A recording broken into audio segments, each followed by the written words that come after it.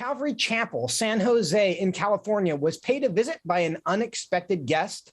And no, it wasn't Santa Claus. Unfortunately, it was worse. It was the Occupational Safety and Health Division of the state of California. We're from the government and we're here to help. And they didn't come bearing gifts. They came with a warrant to investigate and interrogate employees of the church under the guise of employee safety.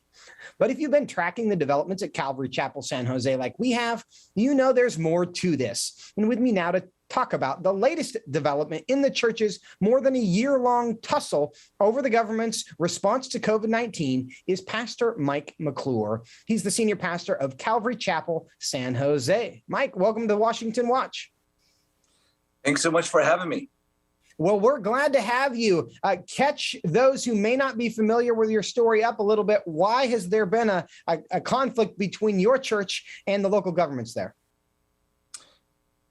Well, we believe in the First Amendment, and first and foremost, I mean, as a pastor, we want to make sure that people are attended to. You know, this is an opportunity for so much discouragement, suicide rates, and all the problems that have been happening as a result of COVID. We didn't close our church. So by opening it, the local county has just really come down hard on us. They've given us, originally it was up to $3.8 million in fines, and somehow they've lowered it because the last million they didn't even let us know about.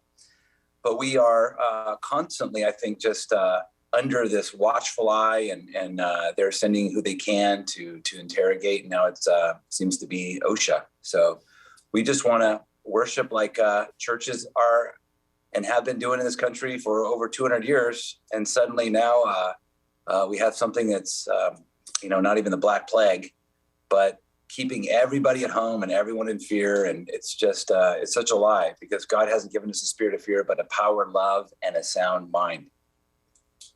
Now tell us a bit more about this OSHA visit. When did they come and what were they trying to do? Well, the county, as you know, the health department, they don't have the ability to enforce a lot of these fines. They have taken us to court. But OSHA does have ability to lock the doors and to even go into bank accounts. And there's someone, with Section 8, usually dealing with safety. Now they've taken over healthcare. So they're looking at all the things we're doing with our kids. They came in saying, we're not here for the church. We're just here for the school. And I told them that, well, we're under the same 501c3. It's church property, same board, same everything. So you mess really with a church or a school, you're messing with the same entity. But they want to come in and make sure that we're following all of the state guidelines, which I believe the new guidelines from the governor is you have to wear a mask indoors, I think, starting this next week. And so there's constant change here in California. And I think the whole idea is to keep people in fear, to keep people in control. And they really want us to take over the state of California, because as California goes, so goes the United States. Well, your church and your school have been in this conflict. Have you been experiencing massive deaths that would justify the government trying to come in and protect your people from your practices? No, we haven't even had that many people sick. And those that are sick, here's what's going on in California. If you go to a local hospital, you are then taken in and usually put in, if you've tested positive for COVID, into a COVID ward where nobody can come see you and your family. Not even a lawyer. No one can get in there. And they're going to give you remdesivir. Remdesivir, in the original studies, has 53% death rate. It's a 25% kidney failure in the first 2 weeks. And I have personally talked to several doctors. I have talked to these people, and they will not give hydroxychloroquine, ivermectin, or anything, or even look and acknowledge any studies.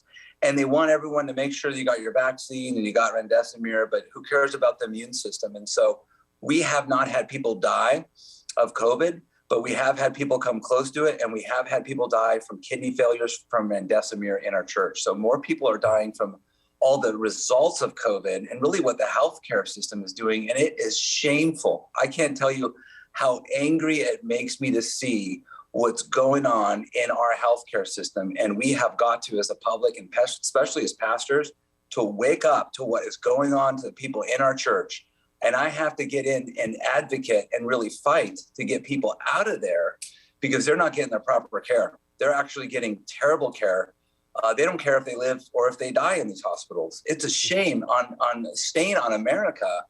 And I just can't stand watching it anymore. And so this is what OSHA is supposed to be helping us with, people's health now, they say. We have about 30 seconds, but very quickly, you've been targeted by OSHA, it seems. Are you aware of other churches in the area, schools that are receiving the same treatment? No. OSHA has been targeting from Bob Tyler, our lawyer in Southern California. He's also representing other schools. So it sounds to me like they're organizing some effort because it seemed to all happen within the same time frame. Pastor Mike McClure, Senior Pastor of Calvary Chapel, San Jose. Thank you for your courage, for your stand, and for taking some time to share your story with us today.